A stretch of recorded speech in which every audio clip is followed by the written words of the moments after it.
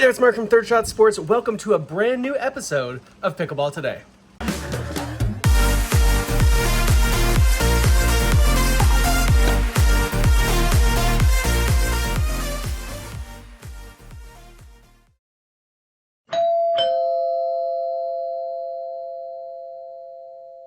All right, it's time for another pro point breakdown. Let's watch this point in its entirety first, and then we'll talk about some of the things to notice.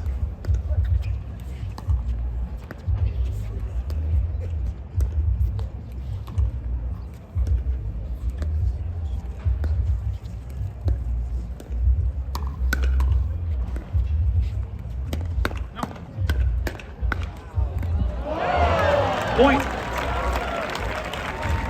Let's begin by IDing our players. Returning serve here, we've got J.W. Johnson alongside his partner, Dekel Barr. And on the far side of the court, we got the brother duo, Ben Johns on the right side of your screen. And in the orange, we got Colin Johns. Okay, so first thing to notice here, and I always try to point this out, something all players can do right away to be a better player. Look how far Johnson is standing behind the baseline.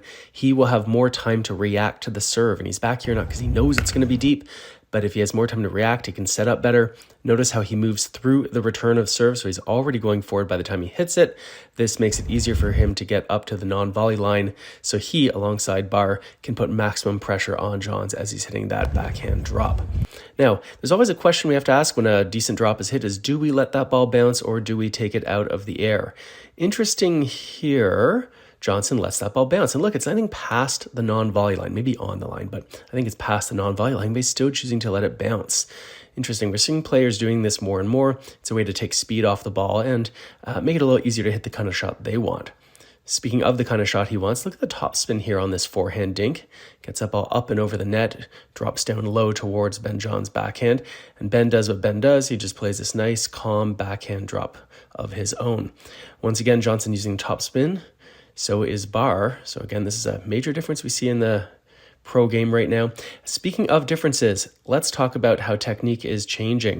This is something we've been seeing a lot lately from J.W. Johnson, but other players as well, hitting this ball more behind them, sort of putting their hand and wrist in this different position that we sometimes call a hinge. It's a way to maintain your position at the court. I don't know. I'm still ambivalent about that. We'll talk about it later maybe.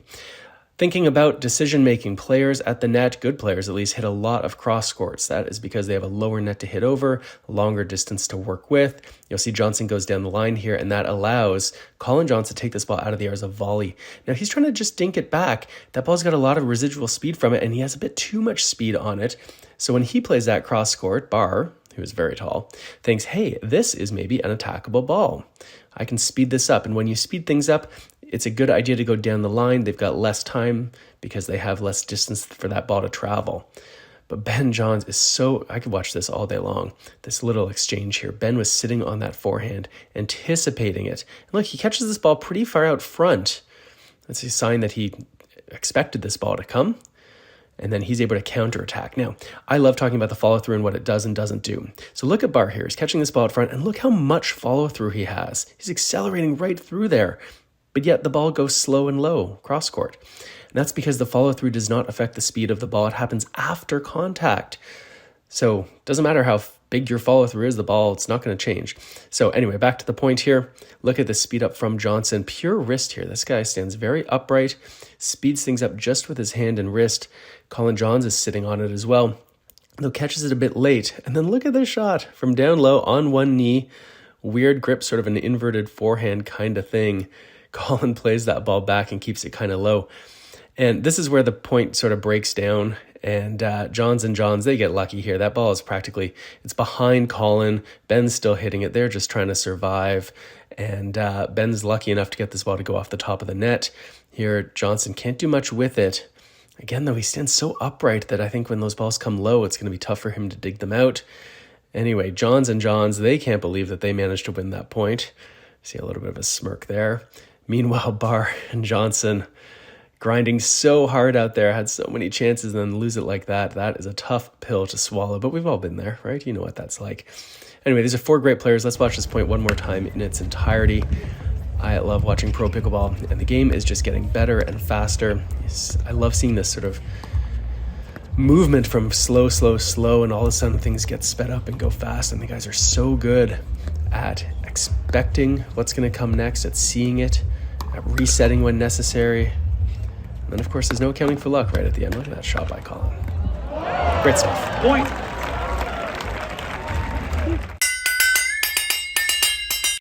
If you watch many good pickleball players, you will see that they will often slice that return of serve. They're going to hit with a little bit of backspin or a little bit of side spin when they play that return. Now, why is that? Why is that? Is it because their opponents aren't going to be able to judge the spin and know where it's going to go?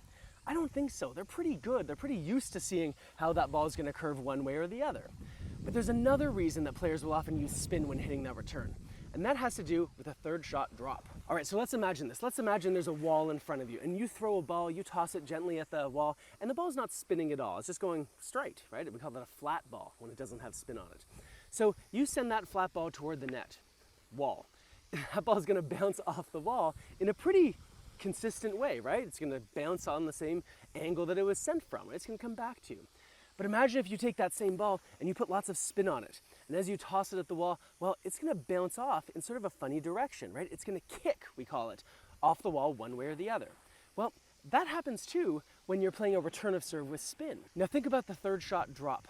That is a ball where you need very little paddle movement. You're certainly not driving the ball, right? The paddle moves only a little bit. And in some ways it kind of acts like that wall.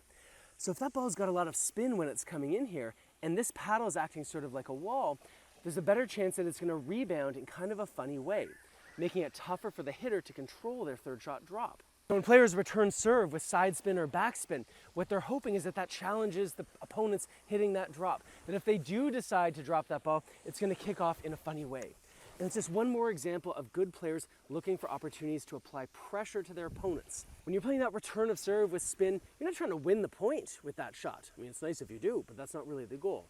What you're trying to do is just to apply a little bit more pressure to your opponents. Give them one more thing to worry about.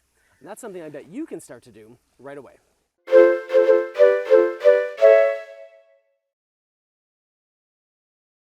Whether you're a singles player or a doubles player, it is important that you can control the direction of the ball when you hit it, especially on a third shot. In doubles, you might want to hit toward one player and avoid another one. In singles, when you hit your third shot, you likely want to make the returner stretch, right? They've got to cover the whole court all by themselves. And so here's a little drill I'm doing with my friend Bill over there. He's the server, I return it, and when he hits that third shot, his ball has to pass on the outside of the cones, between the cone and the sideline, right? Keeping the ball away from the middle of the court on that third shot. This is especially useful in a single situation. And so you can see here, it's not that easy for him to do it. He finally gets it. So you can do this too, whether you're singles or doubles player. All right, here's another drill I like to call this one exploding pyramids, and you can make it even more fun if you put a ball on top of this little cone you have here. And what we do here is we have a little baseline rally, ground strokes in the back of the court, and you are trying to explode the other person's pyramid before they explode yours. You can see why it's so fun if you put a ball on top of it. Now, why would you do this? Well, in regular pickleball, especially in doubles pickleball, you don't hit a lot of baseline shots consecutively like this. But you do hit one shot, and that is when you hit the return of serve. And I think it's pretty important you can control the direction and the depth of your return of serve, right? So you get it to the right person, so you avoid the wrong person, so you get the depth you want.